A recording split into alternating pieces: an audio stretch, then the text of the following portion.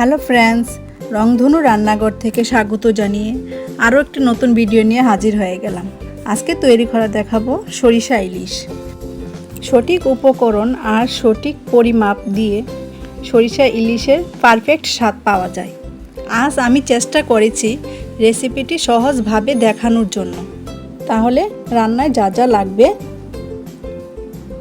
প্রথমেই নিয়েছি ইলিশ মাছ 4 টুকরো,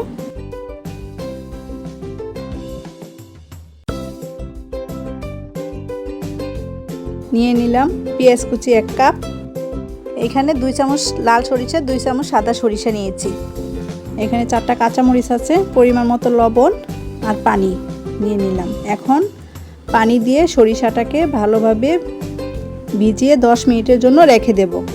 10 মিনিট পরে সব উপকরণ ব্লেন্ড করে নেব। ব্লেন্ড না থাকলে পাটায় বেটে নিতে পারেন। এখন যা লাগবে নিয়ে নেব 1 কাপ পেঁয়াজ কুচি, 1 চামচ হলুদের গুঁড়ো, 1/2 চামচ মরিচের গুঁড়ো, 1/2 চামচ জিরে গুঁড়ো, লবণ 1 চামচ পরিমাণ মতো, সরিষার তেল। তাহলে রান্নায় যাই। প্রথমেই মাছটাকে হলুদ,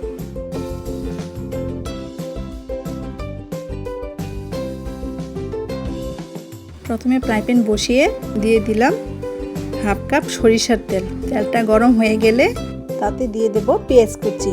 এখানে 1 কাপ পেঁয়াজ কুচি দিয়েছি। পেঁয়াজটা ভালোভাবে মিশিয়ে নেব। এখন ঢেকে রাখবো 2-3 মিনিটের জন্য।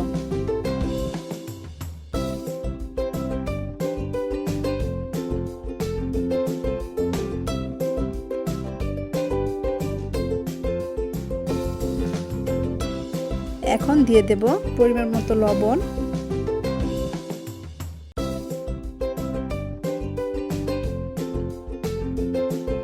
আর এখন দিয়ে দেব হলুদ গুঁড়ো, মরিচের গুঁড়ো আর জিরের গুঁড়ো দিয়ে ভালোভাবে মিশিয়ে নেব।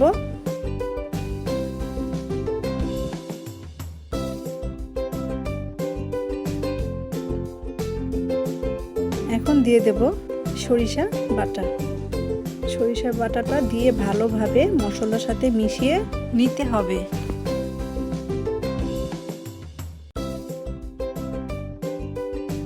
এখন আমি ঢেকে রাখবো 4-5 মিনিটের জন্য। এর মধ্যে আমার মশলাটা কষানো হয়ে যাবে।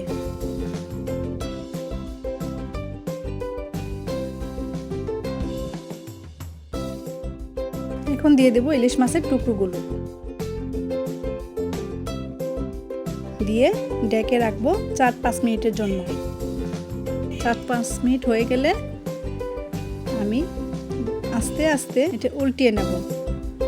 এই কাজটা ভালোভাবে করতে হবে যাতে ভেঙে না যায়, আর এই কাজটা খুব সাবধানে করতে হবে, মাছগুলো ভেঙে যাওয়ার চান্স থাকে।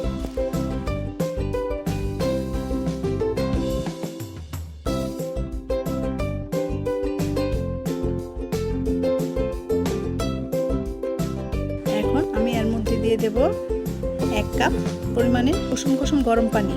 এখানে আপনারা যতটুকু ঝোল খাবেন ততটুকু পানি দেওয়ার চেষ্টা করবেন। সরিষা ইলিশটা একটু মাখা মাখাই খেতে ভালো লাগে।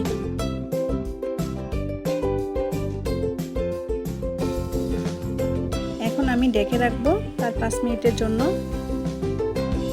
ঢাকনা উঠিয়ে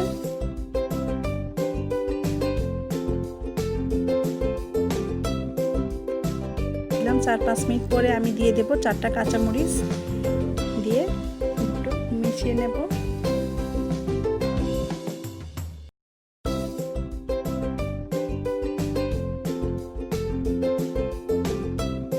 মেশানোর পর ঢেকে রাখবো। আমি ঢাকনাটা খুলে নেব।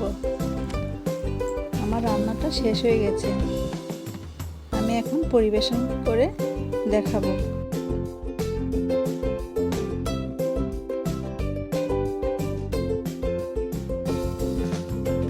এই রান্নাটা গরম ভাতের সাথে খেতে কিন্তু কথাই নেই।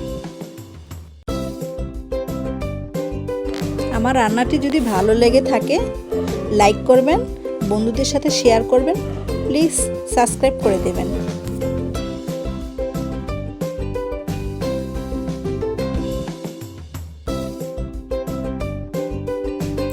ভালো থাকবেন, সুস্থ থাকবেন।